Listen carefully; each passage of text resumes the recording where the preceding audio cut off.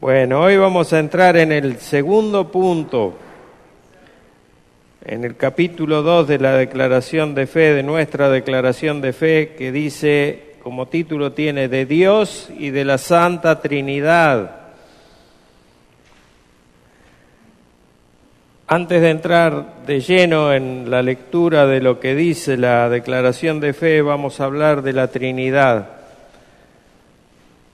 Vamos a hablar de la Trinidad como algo a conocer que la Biblia no declara la palabra Trinidad en ningún lado. No existe, no puede ser hallada en ningún lugar de la Biblia la Trinidad, pero se encuentra explícita e implícita en todo el Antiguo Testamento, en todo el Nuevo Testamento. Trinidad no es una palabra que aparece en el Nuevo Testamento. Trinidad es una palabra que aparece desde Génesis 1:1. Desde allí vemos la Trinidad. La Trinidad significa triunidad o tres en uno. Y se utiliza para describir y definir a un Dios que es Dios en tres personas, pero que es un solo Dios. No hay tres dioses. Es un Dios en tres personas. El Shema que los judíos recitan, un poco hipócritamente, cada día, dice en Deuteronomio 6:4, oye Israel, Jehová nuestro Dios, Jehová uno es. Y es así. Ese es el Shema. Algunos piensan que la Trinidad la encontramos solamente en el Nuevo Testamento. Muchos de los que rechazan las enseñanzas, que no son pocos, ¿no?, que rechazan las enseñanzas del Antiguo Testamento, dicen que allí la Trinidad no se ve, no se aprecia, no existe, no se nombra. Y en ese sentido, que no se nombran tiene razón, pero que está claramente visible, ya lo vamos a ver, y lo vamos a ver, nos podemos pasar todo el día citando los versículos del Antiguo Testamento que muestran la Trinidad de Dios. El judaísmo, a lo largo de la historia, como yo les comentaba en las clases pasadas, se ha ocupado por su tosudez, por su rebeldía, de ocultar todo lo que evidencie o haga evidente la triunidad de Dios, o al Dios trino, al Dios en tres personas. Hoy en día se ha hecho para ellos imposible concebir a un Dios trino, se ha hecho imposible concebir y reconocer al Mesías que vino, que fue crucificado y que hoy reina y que intercede por su pueblo. Pero allá ellos, nosotros sabemos en lo que creemos. Ahora, para tratar de entender más fácilmente de qué se trata este tema de la Trinidad, ¿a qué le llamamos Trinidad? ¿Cómo puede ser entendido un Dios que es en tres personas? Vamos a empezar definiendo a Dios, si es posible definirlo. Con nuestra mente finita, muy pequeña, muy limitada, súper limitada, vamos a tratar de entender. Por empezar, Dios no es una persona. Se van a asombrar con esto. Dios no es una persona. Dios es un ser santísimo, eterno, autoexistente, que existe en tres personas. Cada una de estas tres personas es diferente, es única, comparte todos los atributos de la divinidad, todos los atributos, los comunicables y los incomunicables de Dios. Estas tres personas son Dios el Padre, Dios el Hijo y Dios el Espíritu Santo. Y los tres son Dios. Y los tres forman un solo Dios. Por eso que es más fácil entenderlos definiendo que Dios es un ser que subsiste en tres personas. Así es la mejor definición. Si yo digo que Dios es una persona, ya estoy errando, porque son tres personas, no es una persona. Cuando la Biblia se refiere a Dios, simplemente a Dios, está hablando de Dios el Padre, por lo general. Cuando habla de Dios el Hijo, habla de Jesucristo, habla de Cristo, habla del Mesías o habla del Hijo. Y cuando habla del Espíritu Santo, habla del Espíritu, con mayúscula, siempre escrito con mayúscula en toda la Biblia. Así se presenta el Dios o la Santísima Trinidad. Dentro de esta Santísima Trinidad, porque no es 3 veces santo Dios solamente, se nombra así en Isaías, santo, santo, santo. El apelativo santo, santo, santo se da ante la imposibilidad de que el hebreo cuente con un superlativo. El hebreo no puede decir santísimo, no puede decir muchísimo, no puede decir grandísimo.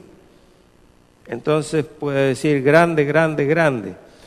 Cuando Jesús decía, de cierto os digo, estaba reafirmando una verdad que significaba algo así como esto es ciertísimo lo que les digo. El judío, el hebreo no tiene superlativos. Dios es infinitamente santo, no es solamente 3 veces santo, es infinitamente santo, absolutamente santo. Dios es un ser absoluto, absoluto. ¿Es todo santo o no es santo? No hay términos medios con Dios, no hay grises. Dentro de esta Santísima Trinidad, el Hijo es la única persona que consta de 2 naturalezas. Comparte la naturaleza o la esencia divina que comparten las 3 personas, porque son las 3 la misma esencia, pero además tiene la naturaleza humana que Él adoptó al venir a esta tierra y encarnarse y al nacer de mujer. Entonces, Jesucristo, dentro de las personas de la Trinidad, es la única de las 3 personas que comparte 2 naturalezas, la humana y la divina, al 100% en cada una de las 2. Es 100% Dios y es 100% hombre, y siempre lo fue, y siempre lo fue. Si ustedes leen Proverbios y leen Sabiduría, la parte que llega hasta el capítulo 8 de Proverbios, dice el versículo 22, por ejemplo, Jehová me poseía desde el principio, ya de antiguo antes de sus obras, eternamente tuve el principado desde el principio.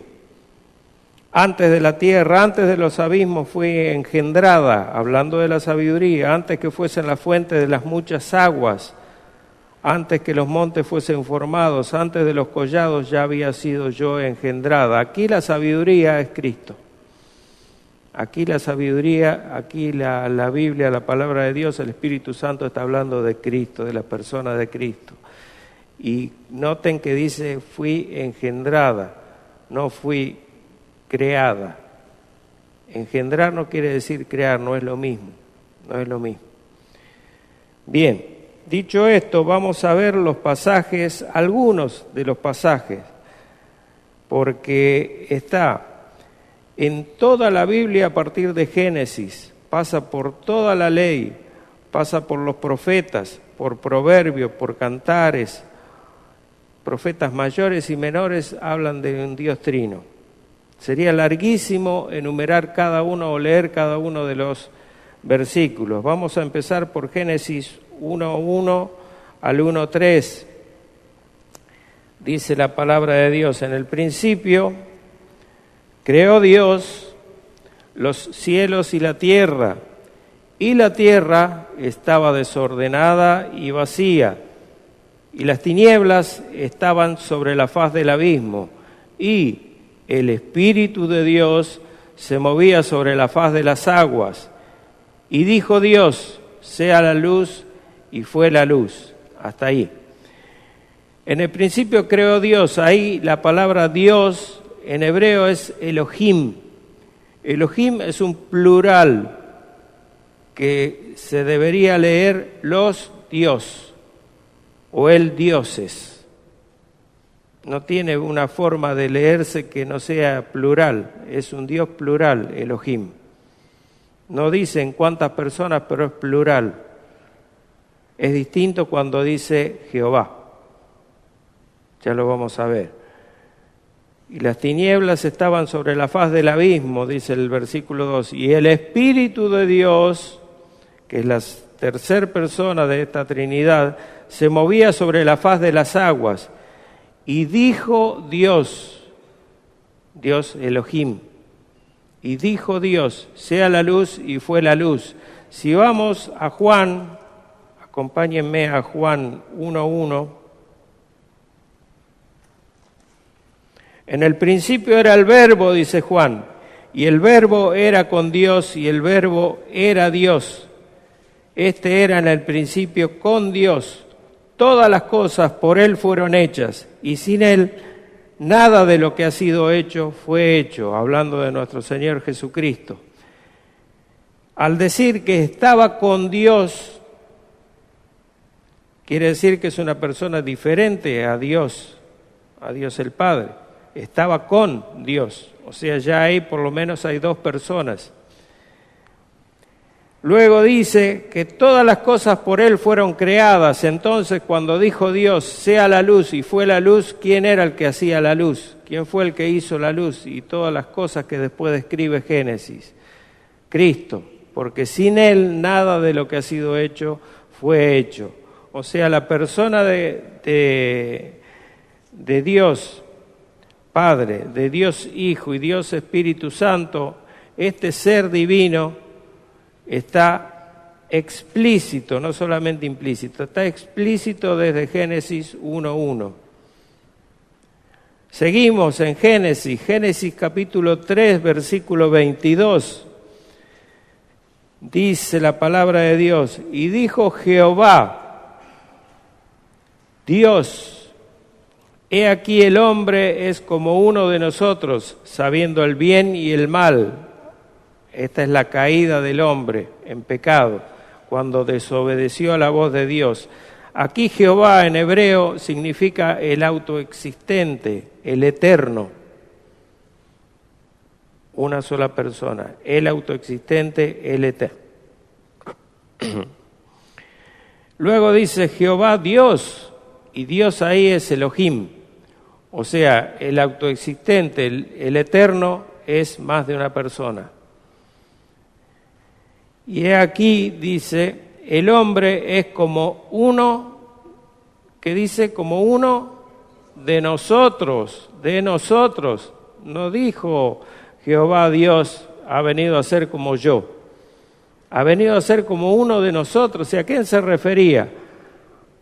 En ese tiempo, en esa instancia de tiempo, estaba Dios solamente creando. Había creado al hombre y no había más. Entonces, ¿con quién hablaba Dios? Si no es consigo mismo, una conferencia con la misma entre las personas de la Trinidad que se comunicaban. Ha venido a ser como uno de nosotros. ¿Como cuál de nosotros? No se sabe, no lo dice la Biblia, pero ha venido a ser como uno de nosotros. ¿Por qué? Porque ha conocido el bien y el mal. Adán originalmente solo conocía el bien, porque todo lo que había creado Dios era bueno y en gran manera. Entonces todo lo que se conocía era la bondad de Dios. El mal lo llegó a conocer cuando fueron abiertos sus ojos al tomar y comer del fruto prohibido. Génesis 11, versículos 6 y versículo 7. Y dijo Jehová, he aquí el pueblo es uno, y todos estos tienen un solo lenguaje, y han comenzado la obra, y nada le hará desistir ahora de los que han pensado hacer. Ahora pues, descendamos y confundamos allí su lengua, para que ninguno entienda el habla de su compañero. De vuelta, descendamos y confundamos, dijo Jehová. Entonces, el Altísimo, el autoexistente, ese Dios, Elohim, dijo, descendamos y confundamos su lengua. Estaba de vuelta deliberando dentro de lo que es la Trinidad. No hay otra explicación a esto. No hay otra explicación. Isaías, ya entramos a los profetas. Isaías 6:8 dice: después oí la voz del Señor. Aquí en hebreo el Señor se nombra como Adonai, nombre propio de Dios, que decía: ¿a quién enviaré y quién irá por nosotros? Entonces respondí yo: heme aquí, dice Isaías, envíame a mí. Y aquí hay una dicotomía, dice: ¿a quién enviaré? Dice Dios. ¿Y quién irá por nosotros? No hay un error en la Escritura, no hay ningún error en la Escritura. Esto es palabra inspirada de Dios. ¿Quién irá por nosotros? Dice el Señor. El que le encuentre alguna otra explicación, que levante la mano. Salmos, Salmo 45, versículos 6 y versículo 7. Dice así la palabra de Dios: tu trono, oh Dios, es eterno y para siempre. Cetro de justicia es el cetro de tu reino. Has amado la justicia y aborrecido la maldad. Por tanto te ungió Dios, el Dios tuyo, con óleo de alegría más que a tus compañeros. Y acá tenemos una pluralidad de significados porque está nombrando Dios, Dios, Dios. Dios, el primer Dios, tu trono, oh Dios, es la palabra Elohim en hebreo. Elohim. Dice, es eterno y para siempre. Está hablando del Hijo acá. Cetro de justicia es el cetro de tu reino. Has amado la justicia y aborrecido la maldad. Por tanto te ungió Dios, Elohim, plural también, el Dios tuyo, con óleo de alegría más que a tus compañeros. Dios ungiendo a Dios. ¿Cómo puede ser esto? La única explicación que el Dios que ungió es el Dios que ungió, el Dios Padre que ungió al Dios Hijo. Con óleo de alegría más que a tus compañeros, porque habla de su trono, de un trono eterno para siempre y cetro de justicia. Es tu reino. Está hablando de Cristo, ungido por... Aquí hay dos personas distintas a las que se llama Dios. Y Rey eterno, no solo Dios. Y vamos a Hebreo 1:8 y leemos que el autor atribuye estas palabras a Cristo. Porque dice, más del Hijo dice, tu trono, oh Dios, Elohim. Perdón, voy a tomar agua porque...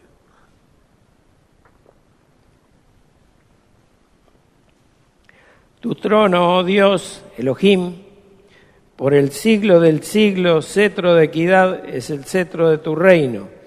Has amado la justicia y aborrecido la maldad, por lo cual te ungió Dios, Elohim, el Dios tuyo, con óleo de alegría más que a tus compañeros. Dice lo mismo, pero él aclara, tu trono, oh Dios, Elohim, por el siglo de los siglos, por el siglo de los siglos. Pero lo dice del Hijo, aclara el escritor de Hebreos, más del Hijo, dice. Ahí está aclarando, como hablábamos, enseñábamos la clase pasada, que la Escritura interpreta la Escritura. Entonces aquí está aclarando el escritor de Hebreos a qué se refiere cuando dice lo que dice el salmista. Otro salmo, el Salmo 110, versículo 1. Se le lee en la versión de la Biblia de las Américas. Jehová dijo a mi Señor, siéntate a mi diestra hasta que ponga a tus enemigos por estrado de tus pies. Jehová, de vuelta, es autoexistente, el eterno, ese es el significado. Y cuando dice Señor, ahí en hebreo se refiere a Adón, soberano o gobernador, no es la palabra que utilizábamos hoy, Adonai. Es Adón, soberano, gobernador significa. Siéntate a mi diestra hasta que ponga a tus enemigos por estrado de tus pies. Y respecto a esta escritura en el relato de Mateo 22, vamos a Mateo 22, 41 a 46, Jesús entiende que David se refiere a dos personas separadas como Señor. Pero ¿quién es el Señor de David sino Dios mismo? ¿Quién es el Señor de David sino Dios mismo? ¿Quién puede ser? ¿Y quién podría decirle a Dios, siéntate a mi diestra? Excepto alguno que sea también completamente Dios. No hay otra explicación. O sea, Dios le dijo a Dios. Dios en la persona del Padre le dijo al Hijo en la persona del Hijo. O sea que Dios no es una persona, una sola persona, es un ser en tres personas. Repitiendo esto lo vamos a tener bien clarito. Existen muchos pasajes más, muchos, como les decía, del Antiguo Testamento, que podemos saber a un Dios interactuando como Padre, como Hijo, como Espíritu Santo o como la combinación de los tres. En el Nuevo Testamento comienza el ministerio de Dios. Ahora vamos a la revelación de la Trinidad en el Nuevo Testamento.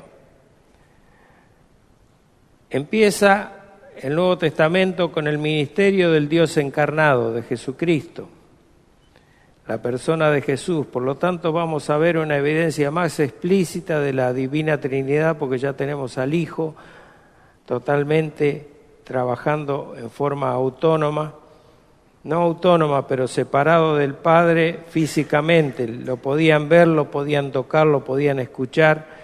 A Dios el Padre ya no se lo escuchaba, más que ya vamos a ver en qué momento, pero no hablaba directamente a los hombres, ya a Dios. Acuérdense que después Dios habló a través de las Escrituras y de los profetas. Todavía quedaba algún profeta dando vueltas por ahí. En Mateo 3, versículos 16 y 17, Mateo 3, 16 y 17, habla del bautismo de Jesús. Dice, cuando Jesús se bautizó y subía del agua, y he aquí los cielos le fueron abiertos, y vio al Espíritu de Dios que descendía como paloma y venía sobre él. Y hubo una voz de los cielos que decía, este es mi Hijo amado, en quien tengo complacencia. Y aquí la Trinidad está bien, totalmente explícita, porque está la persona del Hijo bautizándose, ascendiendo, subiendo del agua, y viendo al Espíritu de Dios que como paloma, no es que una paloma descendió sobre Jesús, es una figura que como paloma, es algo que no, el Mateo no puede explicar la manera de cómo se vio al Espíritu Santo descender sobre Jesús, entonces lo personifica como una paloma, pero no es que la paloma sea el Espíritu Santo, que el Espíritu Santo sea una paloma. Yo sé que estamos acostumbrados a ver la representación del Espíritu Santo como una paloma, pero no es así, no lo tomen literal, no es literal esto. El Espíritu Santo tampoco es una fuerza extraña, es una persona que descendía sobre Jesús con la forma de una paloma o algo parecido a una paloma. Y después dice que se escuchó una voz de los cielos. ¿Y quién puede ser? Sino Dios el Padre, quien decía desde los cielos, este es mi Hijo amado en quien tengo complacencia. Otra vez la Trinidad a pleno. En Mateo 28, versículos 18 y 19, que los conocemos de memoria, al final de su ministerio terrenal Jesús dice a sus discípulos, toda potestad me es dada en el cielo y en la tierra.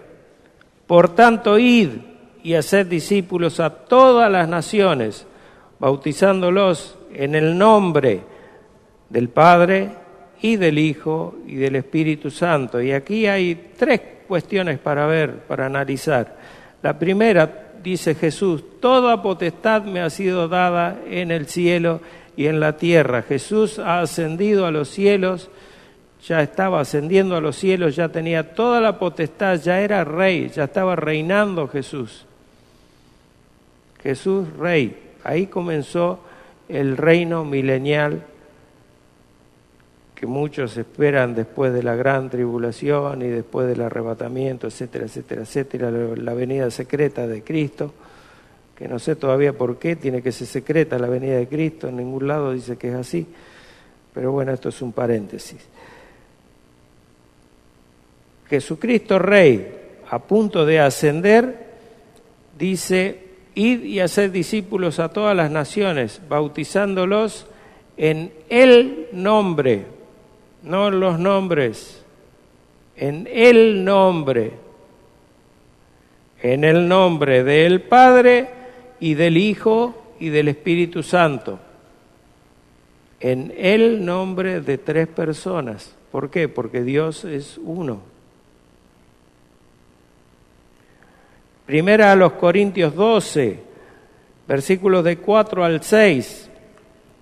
Aquí Pablo está escribiendo a los Corintios acerca de un tema polémico hasta el día de hoy. La iglesia corintia no se terminó allá cuando fue destruido Corinto. Sigue con algunos carismáticos que andan dando vueltas por ahí. Habla del don de lenguas, el versículo 12, y precisamente los versículos 4, el capítulo 12, el versículo 4 al 6, hace la distinción que algunos, inclusive algunos evangélicos, quieren decir que no es así, pero es así porque está claramente explicitado que es así. Dice: ahora bien, dice Pablo, hay diversidad de dones. La palabra ahí para dones es carisma, pero el Espíritu es el mismo. Hay diversidad de ministerios, que también son dones, pero el Señor es el mismo. La palabra en griego ahí es dórema. Y hay diversidad de operaciones, pero Dios, hablando del Padre, que hace todas las cosas en todos, es el mismo. Y la palabra ahí es enérgema. Son 3 manifestaciones de los dones, y 3 son las personas que aplican esos dones a la iglesia. Primero el Espíritu Santo, que los reparte, después ustedes pueden leer primero a los Corintios, los reparte como Él quiere. Los dones no se pueden pedir, no son asistidos por pedir los dones son dados por el Espíritu Santo como Él quiere. Luego, el Señor, nuestro amado Señor Jesucristo, dio ministerios, y esto está en Efesios 4:11, que dice Pablo, dio dones a los hombres, y habla de los apóstoles, de los profetas, de los maestros, de los pastores y de los maestros. Algunos dicen pastor maestro, y no es así, está mal. Yo no quiero ser el corrector de los que dicen así, pero hay una conjunción copulativa que es la palabra y, que es la letra griega kai, que dice pastores y maestros. Dice peras y manzanas, no son la misma cosa. Entonces, dio ministerios a los pastores y a los maestros. Se sabe que el pastor tiene que ser un excelente maestro, porque si no, no puede ejercer su ministerio. Pero no es pastor maestro, es pastores y maestros. Efesios 4:11, léanlo después, ahora no. Entonces, hay diversidad de dones, dice Pablo, hay diversidad de dones, pero el Espíritu es el mismo, 3ª persona de la Trinidad. Hay diversidad de ministerios, pero el Señor es el mismo.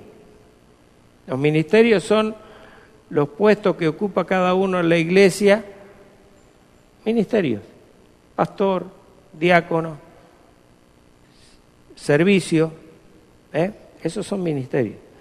Y hay diversidad de operaciones, pero Dios, que hace todas las cosas en todos, es el mismo. Y habla de Dios el Padre. Y aquí la palabra, yo no voy a enseñar dones ahora, pero la palabra es enérgema. Y esa palabra significa el poder de Dios obrando a través de una persona muy especial ungida por Dios. Y estos señores, estos hermanos muy especiales, ungidos por Dios especialmente, eran los apóstoles. Y fueron 12, aunque los apóstoles fueron 14, contando a Matías y a Pablo, pero quedaron 12 con Pablo. Y ellos tuvieron dones llamados energema en griego, que eran manifestaciones especiales del Espíritu por el cual podían tener esos dones espectaculares, que eran el de sanar, el de resucitar muertos, el de hablar en lenguas. Recuerden que yo les nombré el caso de Pedro cuando relata Lucas en el capítulo 2 de Hechos. Él da su discurso y se convierten muchas personas. ¿Cuántos se convirtieron? Se convirtieron 3.000 personas. Entonces, cuando se convierten, no sé quién los contó, pero ahí dice así que debe ser la verdad, porque lo dice la palabra de Dios. Entonces, todas estas personas que se convirtieron porque escucharon a Pedro hablando en uno de los 40 dialectos que le cabía al que lo escuchó y le entendió. No era un solo dialecto que hablaban, no era solo el hebreo que hablaba. Pedro hizo su discurso en griego, koiné, y cada uno de los 40 tribus diferentes, o 40, no tribus diferentes, 40 regiones diferentes que representaban los judíos que estaban ahí reunidos, lo escuchó hablar en su propia lengua. Y Pedro no habló con un intérprete, con 40 intérpretes que repitieran su mensaje. Él habló una sola vez y en una sola lengua. Eso es don de lenguas, y es don de interpretación de lenguas. Es don de lenguas por la parte de Pedro, que es el que emite el mensaje, y don de interpretación por parte de cada uno de los que oyeron e interpretaron lo que Pedro decía. Ese es el verdadero don de lenguas. Don de lenguas en el Nuevo Testamento es glosa la palabra, glosa, con 2 S, significa idioma. Por eso que a ese balbuceo que hacen cuando se excitan demasiado los hermanitos, se les llama glosolalia.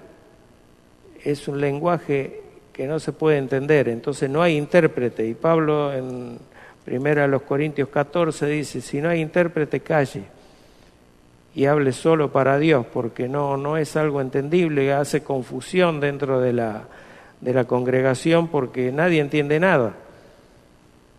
Pero como todos están en ese éxtasis, en esa exaltación, hablan cualquier cosa, cada uno le importa lo que hablan, pero dice Pablo por ahí que muchos pueden llamar anatema a Jesús o maldito a Jesús cuando uno habla de esa manera.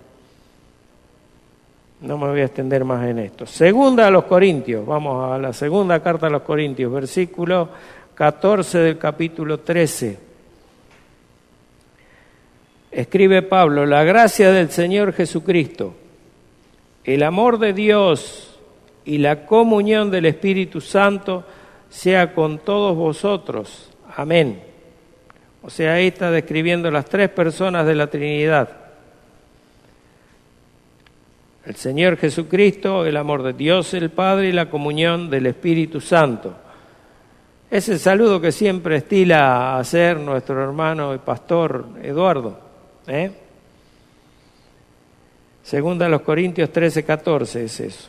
Luego en Efesios 4, del 4 a 6, después del versículo que es mi preferido, dice la palabra de Dios, un cuerpo y un espíritu, como fuisteis también llamados en una misma esperanza de vuestra vocación, un Señor, una fe, un bautismo, un Dios y Padre de todos, el cual es sobre todos, por todos y en todos. Está el Espíritu, un cuerpo y un espíritu, un Señor, que es ¿quién?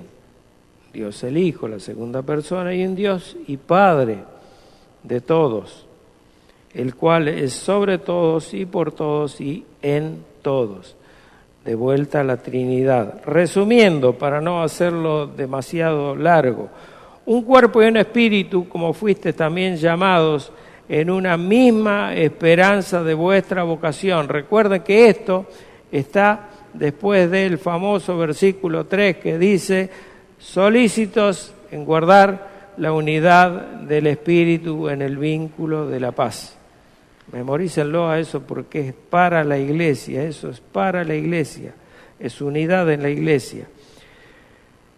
Podemos decir que nunca, en resumen, que nunca vamos a poder comprender en profundidad y totalmente lo que es la Trinidad de Dios. No lo vamos a poder entender por nuestra mente, que es limitada, muy limitada, no lo vamos a poder entender.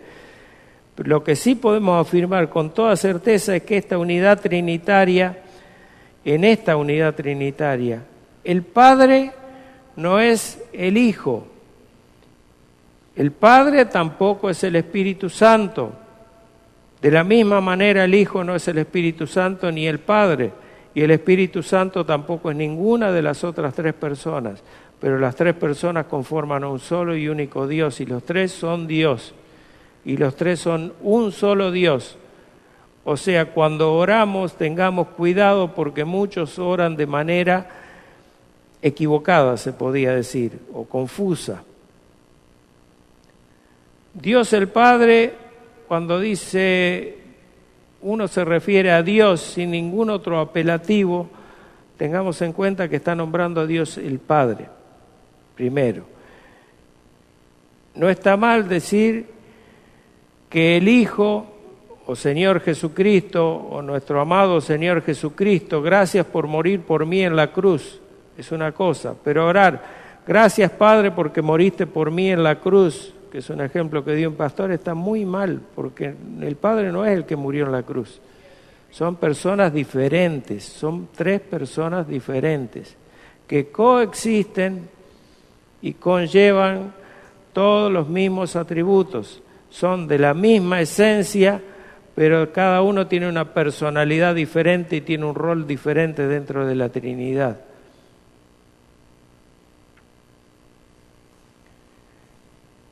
El Espíritu Santo, por otra parte, tampoco es una fuerza impersonal como la quieren nombrar algunos de los unitarios, ya vamos a ver de qué se trata esto.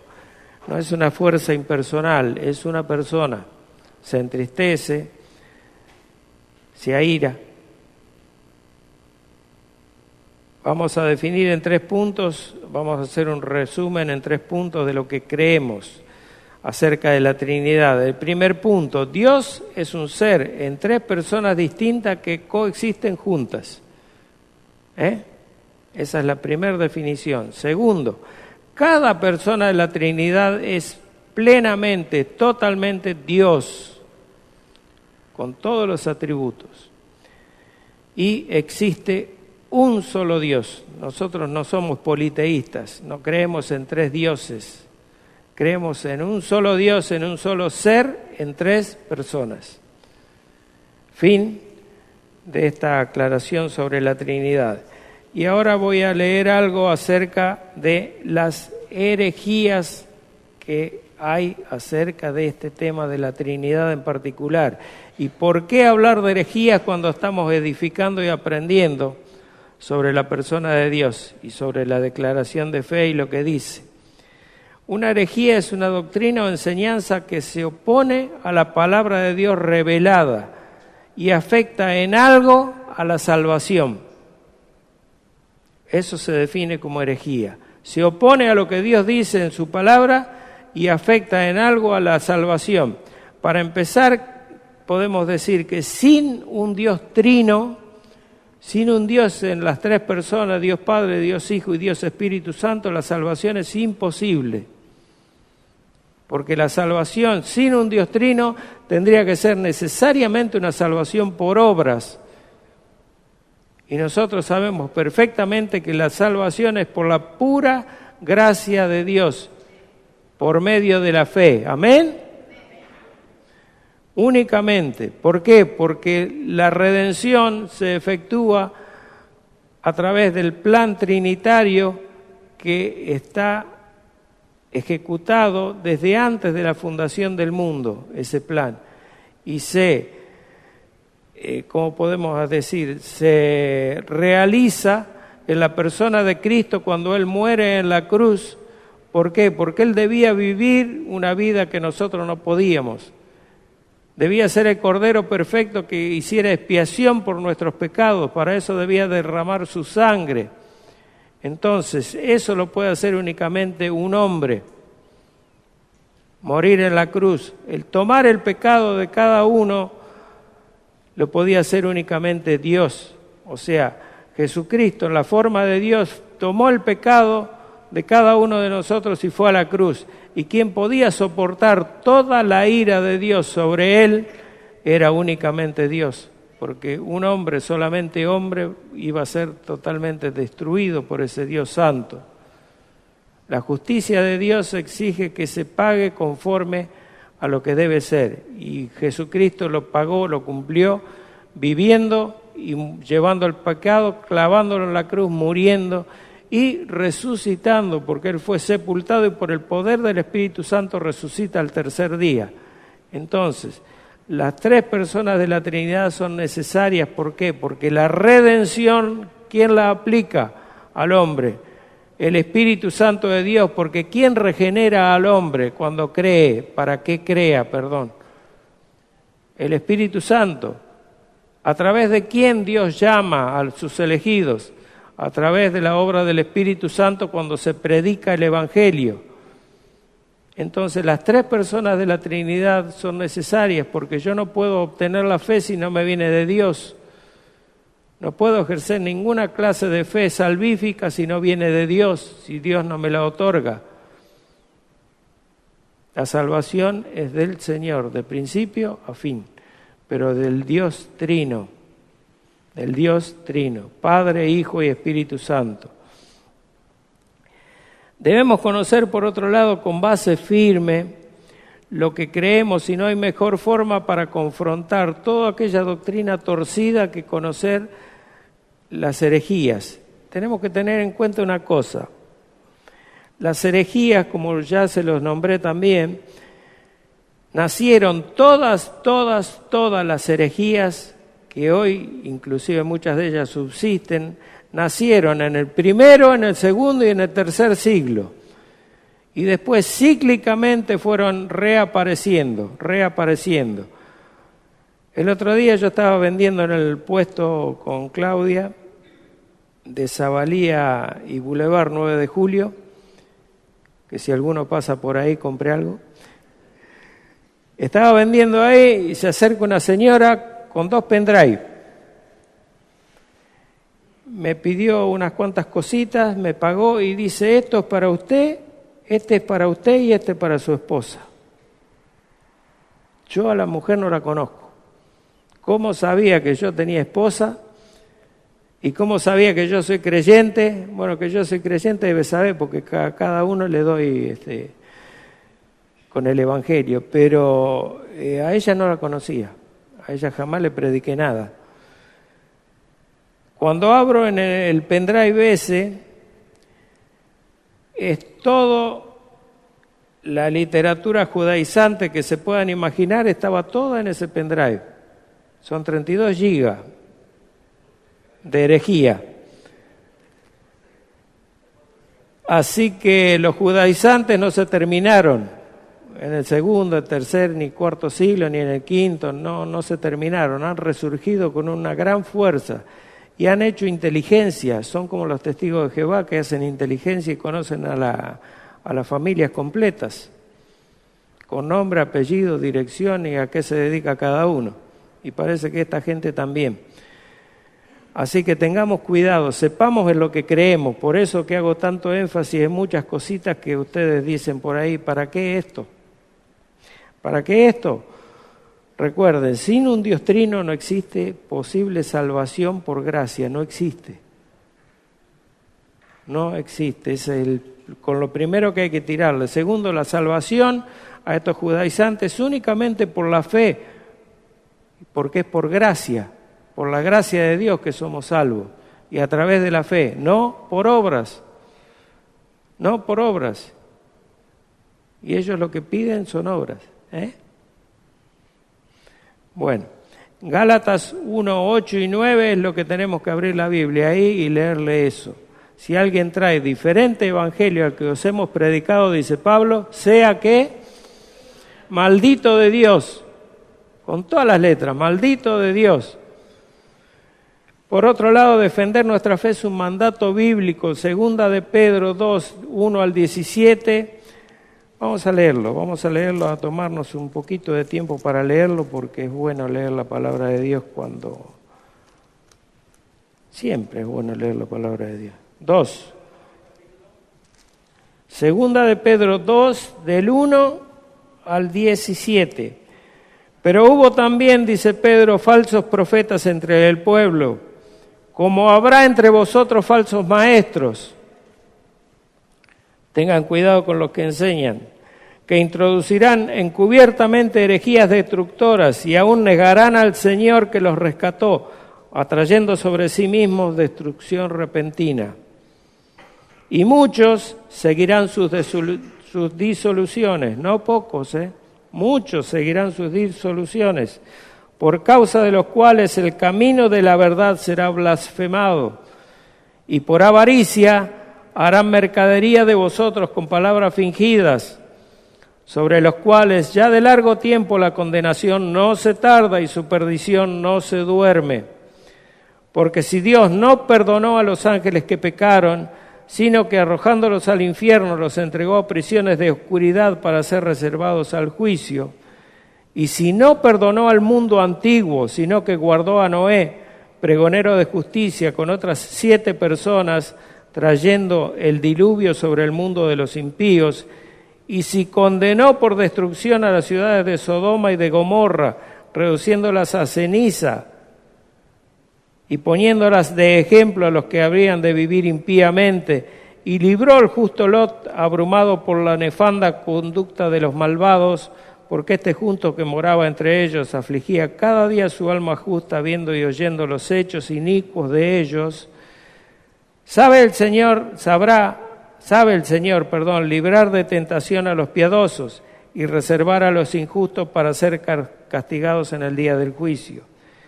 Y mayormente a aquellos que siguiendo la carne andan en concupiscencia e inmundicia y desprecian el señorío. Atrevidos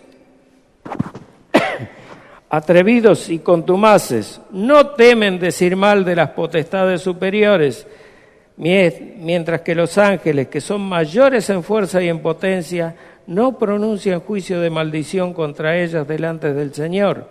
Pero estos, hablando mal de cosas que no entienden, como animales irracionales, nacidos para presa y destrucción, perecerán en su propia perdición. Versículo 13, recibiendo el galardón de su injusticia, ya que tienen por delicia el gozar de deleites cada día. Estos son inmundicias y manchas, quienes aún, mientras comen con vosotros, se recrean en sus errores. Tienen los ojos llenos de adulterio, no se sacian de pecar, seducen a las almas inconstantes, tienen el corazón habituado a la codicia y son hijos de maldición. Han dejado el camino recto y se han extraviado siguiendo el camino de Balaam, hijo de Beor, el cual amó el premio de la maldad. Y fue reprendido por su iniquidad, pues una muda bestia de carga, hablando con voz de hombre, refrenó la locura del profeta. Estos son fuentes sin agua y nubes empujadas por la tormenta, para las cuales la más densa oscuridad está reservada para siempre. Hasta ahí nomás vamos a leer. Era bueno que lo leyéramos para que ustedes tengan una dimensión un poco mejor, más acabada de lo que los apóstoles enfrentaban y con qué, porque podemos leer Judas, podemos leer Juan, podemos leer a la última parte de las epístolas de Juan y la de Judas, habla sobre los falsos maestros, habla sobre las herejías, con gran Judas 1:3, por ejemplo, amados por la gran solicitud que tenía de escribiros acerca de vuestra común salvación, dice, me ha sido necesario escribiros, exhortándoos que contendáis ardientemente por la fe que ha sido una vez dada a los santos. No es poca cosa. Hay que contender ardientemente por la fe, no nos podemos quedar callados ante la injusticia de una mentira que quiere ser propagada entre congregaciones. Tengan en cuenta que estos judaizantes, ¿saben a dónde se meten? Se meten a los que menos estudian la palabra de Dios, se meten con los carismáticos, principalmente, por ahí entran. Por ahí entran, porque ellos son emocionales. Ellos se dejan llevar por el emocionalismo, y mucho entra por el emocionalismo. Nosotros tenemos un controlador que es la razón. El ser humano es un ser humano tripartito, que tiene mente, que tiene sentimientos. ¿Y qué más tiene?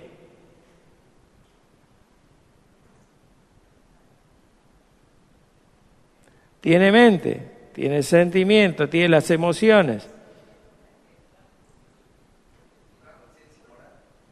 ¿Perdón? No. Bueno,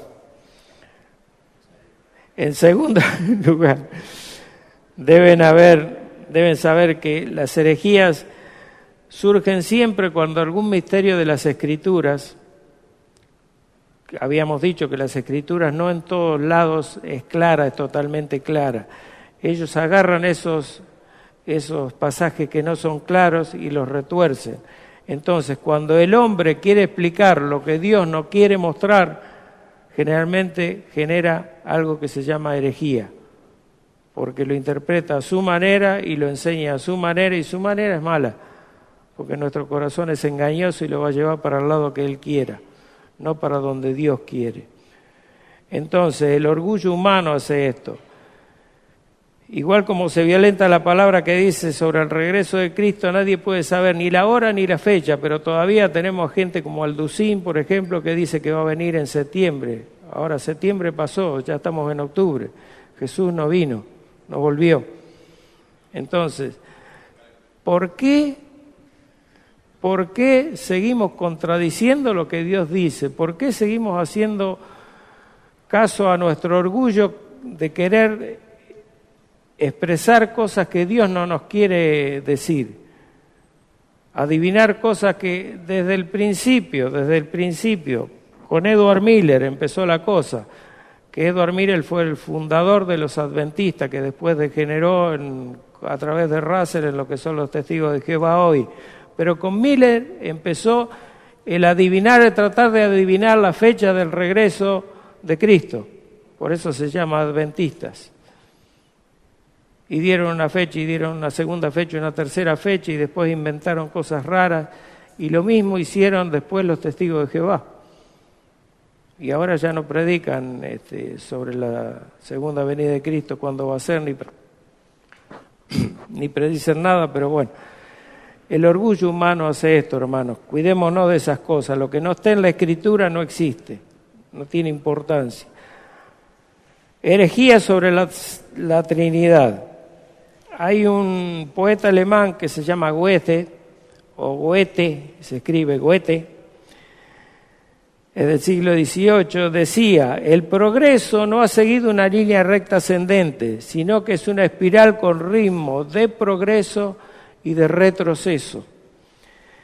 Y esto es aplicable todavía aún a la Iglesia, porque nosotros avanzamos y crecemos en doctrina y por ahí recaemos y vuelven las herejías del primero, segundo y tercer siglo a resurgir cuando caemos en lo que es la sana doctrina, la sana palabra de Dios, cuando caemos en el conocimiento de lo que Dios dice doctrinalmente. Hay principalmente tres líneas que son el modalismo, llamado modalismo o sibelianismo, el arrianismo y el semi-arrianismo. Son tres líneas que hoy aún resurgen en muchas iglesias. comprender al Dios en tres personas no es para cualquiera. Yo creo que únicamente los convertidos a Cristo, realmente los regenerados, pueden comprender y aceptar esta verdad. Para mí es así. Para mí es así, porque si no, no habría tanta herejía dando vuelta por ahí, que tienen que inventar herejía sobre herejía para sostener su doctrina falsa. ¿Qué es el modalismo? El modalismo dice que Dios es uno y toma Deuteronomio 6:4, que leímos hoy. Jehová nuestro Dios, Jehová uno es. Se toma de eso, pero dice que ese Dios se presenta a veces como Dios el Padre, a veces se saca esa máscara y se pone la máscara de Dios el Hijo, y a veces se saca esa máscara y se pone la máscara de Dios el Espíritu Santo. Pero es un solo Dios. Esa es una herejía que ya con Sabelio fue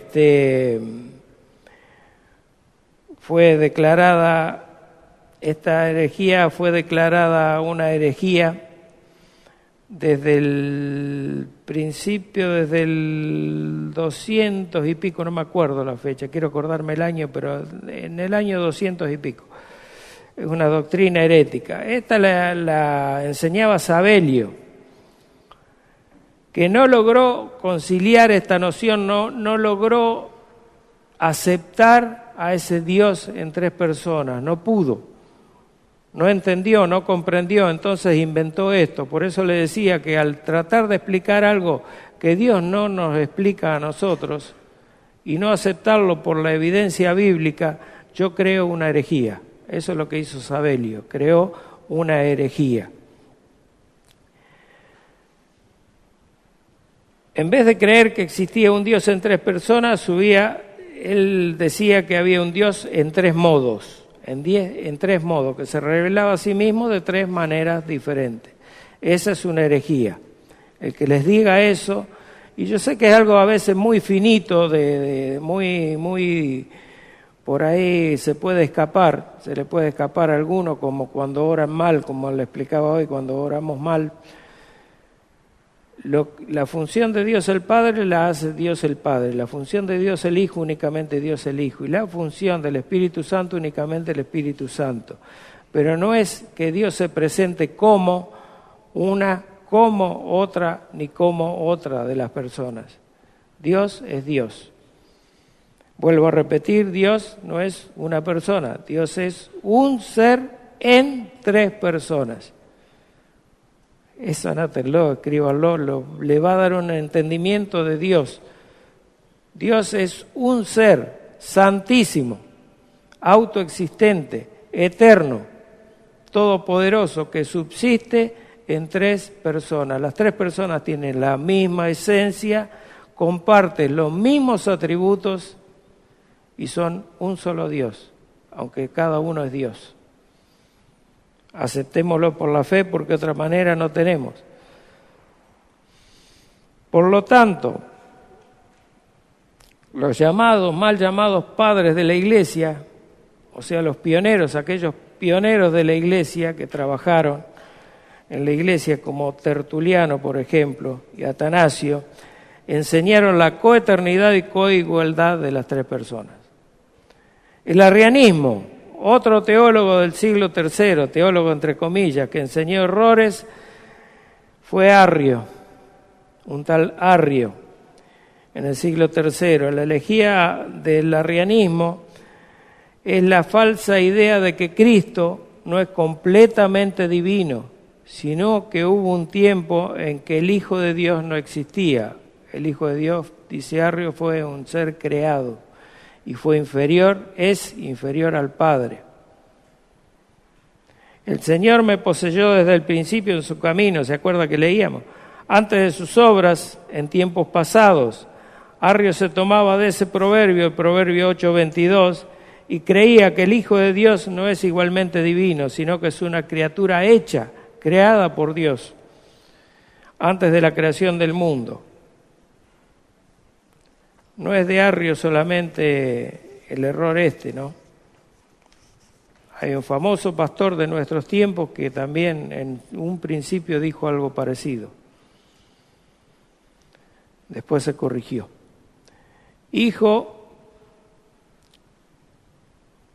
El Hijo era la criatura más grandiosa que Dios había hecho, decía Arrio. Llegó a ser divino y participó tanto en la creación como en la redención de los humanos. Los teólogos arrianos apelan a pasajes específicos de los evangelios para argumentar que la deidad del Hijo es inferior a la deidad del Padre. Yo creo que dentro de la deidad no hay medida. O se es Dios o no se es Dios. No puede haber un Dios más que otro Dios. Un Dios más Dios que otro. ¿Hay Dios o no hay Dios?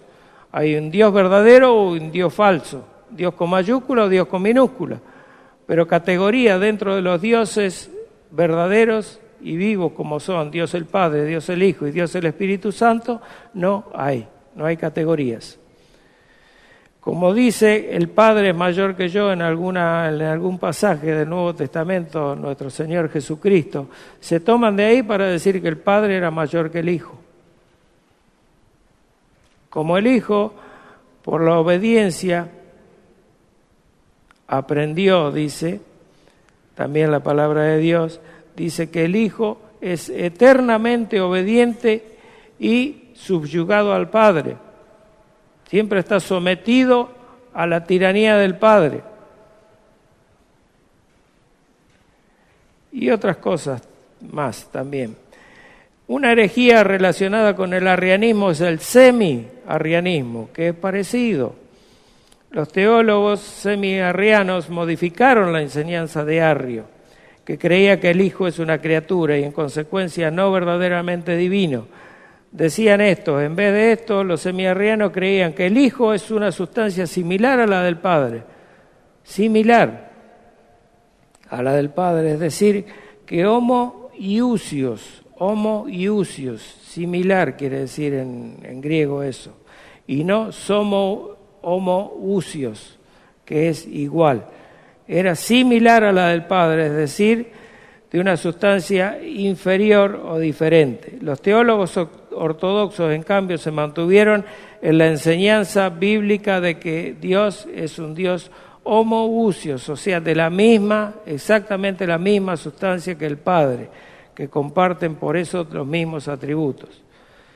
Entonces, el semi-arrianismo se parece casi a la doctrina sana, pero cuando te dicen Dios, el Padre, es de una sustancia ligeramente superior o diferente a la de Dios el Hijo, ya te están metiendo una herejía. Por eso tenemos que ser tan delicados al tratar con algunos temas teológicos y conocerlos. Y por eso los tengo que aburrir yo con muchos detalles de este tipo, pero tienen que entender, no los quiero tratar de que no entienden, sino me quiero dar a entender para que ustedes puedan llegar a comprender estas pequeñas cositas que tienen las herejías. Porque un testigo de Jehová que es terriblemente desviado, muchas veces nos puede llegar a convencer de cosas. Nos puede llegar a convencer de cosas que no son verdad. Yo voy a llegar hasta acá porque no voy a leer la fórmula nicena, porque el Concilio de Nicea del 325 condenó todas estas herejías, pero se los voy a leer en la próxima clase.